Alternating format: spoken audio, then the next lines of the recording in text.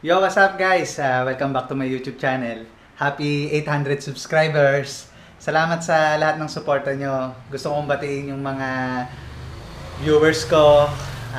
Salamat dahil pinanonood nyo yung mga video na ginagawa natin. Okay, nandito na ulit ako sa shop kasi guys, pagka gising ko, dito ako kagad pumupunta bago ako mag-toothbrush. Kasi may kanya-kanya tayong comfort zone. Ito na yung pinaka parang nakaka-relax na haligi dito sa bahay namin. Okay, hindi ako nag-bike ngayon kasi si Odi may lakad, tapos 6 day straight naman tayong nag-bike. Ang rest day talaga namin tuwing Monday, pero itinapat ko na ngayong Sunday para it's family day. Sarap kasi sa pakiramdam guys yung kasama mong magbe-breakfast yung pamilya mo, si Boss Andy, tapos si Commander, kakape kayo, tapos kay kwentuhan dun sa nangyari sa buong isang araw. Ayun, magbabanding lang kami, tapos dito ako sa shop. Open kami ng 9 to 5 p.m. Kung may mga papagawa kayo or may bibiliin kayo, nandito ako sa shop. Makikita nyo akong maghapon. Okay, for this video guys, magbubukas tayo ng frame. Okay? Mamaya, i-unbox natin yan. Ipakikita ko sa inyo kung ano yung frame na bubuksan natin. Lagi ko sinasabi sa inyo guys, kapag nag-iinsayo kayo ng 1 week, kailangan may isang araw na rest day. Yun nga. Kailangan nakaka-recover din yung muscle nyo. Tapos, pagka nakapag-rest day na kayo, mararamdaman nyo sa sarili nyo kung medyo magaan na. Parang sabik, mas maganda kasi pagkasabik yung mga muscle nyo sa ensayo. Lalo pagka may pinaghahandaan na kayong karera. Okay guys, let's go!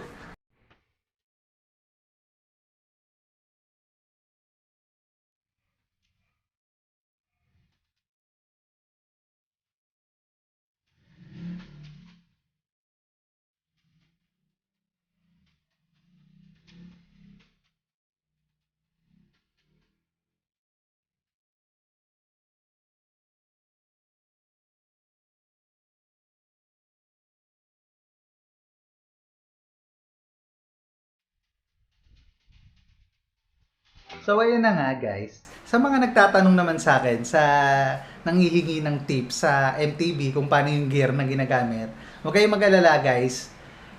One of this day, mag-MTB ako, tapos pakikita ko sa inyo kung ano yung gearing na ginagawa ko para ma-share ko din sa inyo yung tip kung gusto niyo maglaro ng Criterium or sa climb. Kasi sa ngayon, alam naman natin na mahigpit pa, wala pang mga winner take all, wala pang mga races kasi nga lumalaban pa rin tayo sa pandemic, yan sa COVID-19. Lagi pa rin nating isipin guys na merong pamilyang nag-iintay sa atin kapag lumalabas tayo ng bahay. Like dyan sila nakasuporta sa atin. Lagi pa rin tayo mag-ingat. Huwag natin kalimutan mag-face mask, magdala tayo ng alcohol, tapos umiwas tayo sa crowded na tao. Pwede naman siguro muna na 2 o 3 lang kayong magbike na kasama mo para lang talagang maiwasan natin. Siyempre makatulong din tayo doon sa mga lumalaban na mga frontliners na 1 taon at kalahati o magdadalawang taon na silang nagsusuot ng PPE. Sobrang hirap noon guys, na papanood ko doon sa balita. Talagang siyempre totoo yung virus yan, ang dami ng namamatay. Okay, yun lang.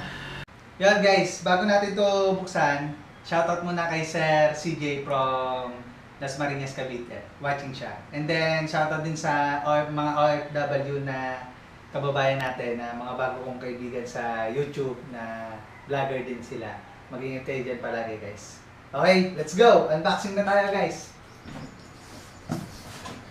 Ito nyo guys, kung mapapansin nyo, medyo maganda yung packaging ng Mountain Peak na frame. Kasi naka-plastic ka sa loob, tapos may mga bubble wrap pa. Na guys.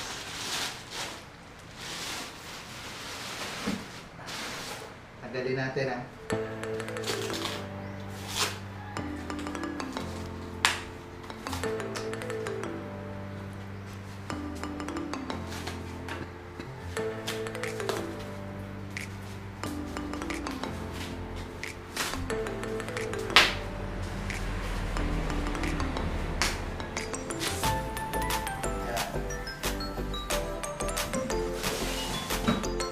So guys, Mountain Peak Monster ang model niya. Ang size nito is 27.5. Quick release siya guys. Ang kulay niya is matte black.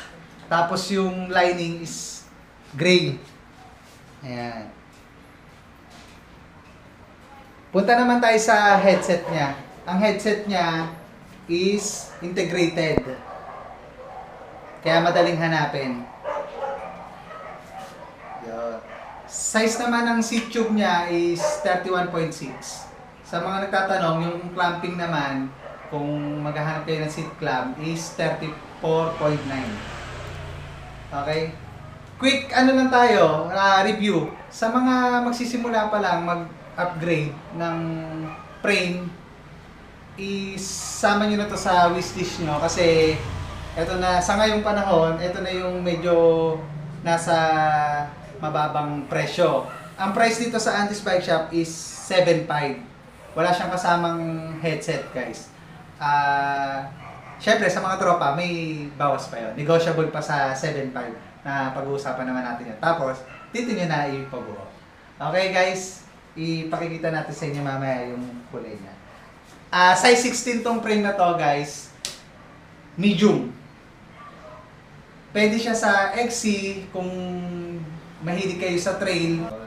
Pwede rin naman yung setup nyo is naka full rigid. Pwede din naman yung port nyo is naka rigid kasi mas magaan. Okay? Yan guys. Yan guys, sana nakatulong sa inyo yung pinakita ko sa inyong frame. Kung sakali man mag-upgrade kayo, maganda na rin siyang gamitin. Tapos swak na swak siya sa budget nyo. Share ko lang sa inyo guys, dati kasi nung medyo sad-sad yung mga bike shop tapos nagkakaubusan ng pyesa, wala talaga kaming tindang mga frame ng MTB. Ngayon, medyo nakaipon-ipon ako, nakakabili ako ng mga isa, dalawang frame kasi sa ngayon talagang mas marami yung nag-MTB gawa ng minsan sineservice din nila sa trabaho nila. Tapos yung mga bata na beginner na medyo lumalakas na, natututo na silang mag-upgrade. Nagtatanong-tanong sila sa akin na yung mga customer kung, kuya, ano po ba yung magandang frame, ano po ba yung magandang specs para mas magaan po, mas sarap gamitin. Yan. Kasi sa ngayon, yung mga bata talagang gigil sila sa mga training, tapos sa mga ensayo, sa mga long ride, sa karera, gusto na nilang kumarera. Payo ko lang din sa inyo guys, pagka nagbabike kayo, huwag nyo kalimutan mag-helmet. Yun ang pinaka number 1 talaga. Tapos syempre, dasal din. Okay guys, dito na rin ako mag-outro. Tapusin ko na rin tong video na to. Salamat po sa viewers ng YouTube channel ko. Thank you sa Rising Sun, thank you sa Andy's Bike Shop, Cycle Art, Audio Tricks, Tita Dulce, at Tito Jonard, baka naman, t-shirt. Tapos kay Kapariel, Green Planet Bike Shop. Maraming salamat po sa inyo. Konti na lang. Subscribe!